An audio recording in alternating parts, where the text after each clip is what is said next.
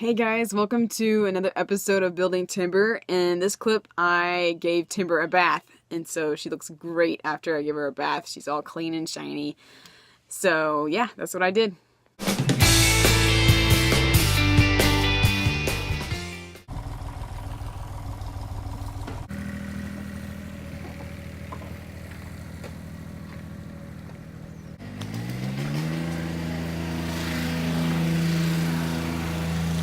Okay. That's good. Okay, so today was Timber's bath day. Timber got a bath. So she's out of the barn.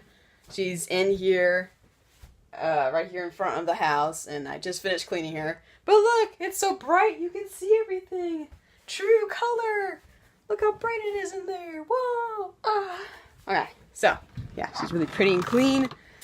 She does need a new paint job though. We'll see where that goes.